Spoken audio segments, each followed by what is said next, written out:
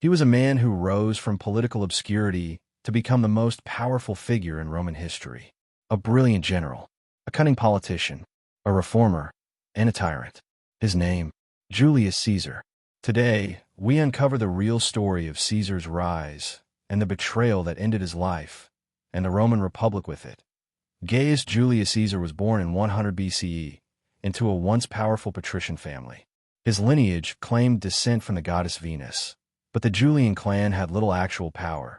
Rome, at the time, was a republican name, but corruption, civil unrest, and violence plagued its core.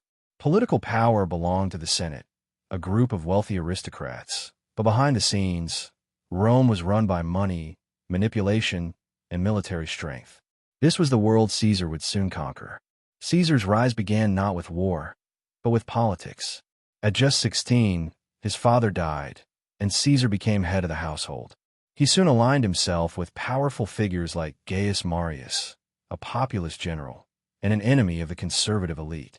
When Marius fell from power, Caesar's life was in danger. He went into hiding, hunted by the state he would one day rule. Eventually pardoned, Caesar slowly re-entered Roman society, now smarter and more strategic. He studied law, impressed crowds with his oratory, and used his charm to build a network of loyal supporters. Every decision was calculated, every alliance made with purpose. By his 30s, Caesar had held several key positions: military tribune, quaestor, and later, Pontifex Maximus, Rome's chief priest. But Caesar wanted more than titles. He wanted Rome itself. To get there, he formed the First Triumvirate, an unofficial alliance with two of the most powerful men in Rome: Crassus, the richest man in the Republic, and Pompey the Great, a military hero. With their backing, Caesar was elected consul in 59 BCE, Rome's highest political office. In return, he passed laws favoring his allies and secured himself a lucrative post as governor of Gaul. And that is where the legend truly begins. Over the next 8 years, Caesar led one of the most extraordinary military campaigns in history, the conquest of Gaul. He fought Germanic tribes, crossed rivers no Roman army dared before, and famously defeated the Gallic chieftain Vercingetorix at the Battle of Alesia. By the end of the campaign, Caesar had extended Rome's borders to the Atlantic Ocean and amassed both immense wealth and undying loyalty from his battle-hardened legions. But back in Rome, Pompey, once his ally, had grown suspicious of Caesar's power, and the Senate, fearing his popularity, ordered him to disband his army and return to Rome alone. Caesar faced a choice: obey or rebel. January 10th, 49 BC. Caesar reached the banks of the Rubicon River, the legal boundary no general could cross with an army. If he crossed, it would be treason.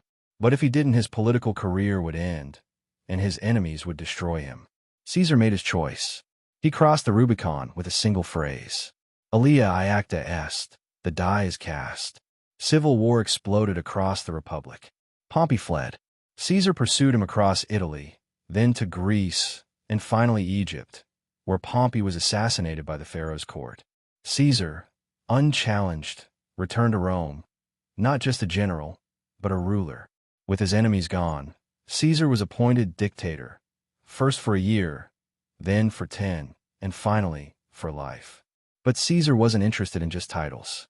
He launched reforms across the Republic. He redistributed land to veterans, reformed the calendar into what we now call the Julian calendar, improved debt laws and citizenship, centralized bureaucracy, and expanded the Senate.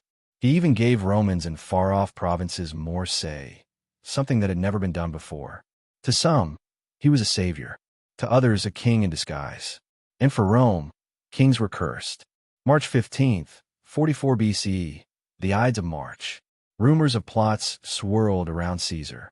A soothsayer even warned him, beware the Ides of March. That morning, Caesar almost stayed home. But one of the conspirators convinced him to attend the Senate. As he entered the theater of Pompey, more than 60 senators surrounded him. One grabbed his toga, and then came the knives. Stabbed 23 times, Caesar fell to the ground. According to legend, his final words were to Brutus, his friend, and one of the conspirators: "Et tu, Brute, You too, Brutus. And then, silence. The assassination was meant to save the Republic. Instead, it destroyed it. Rome plunged into chaos.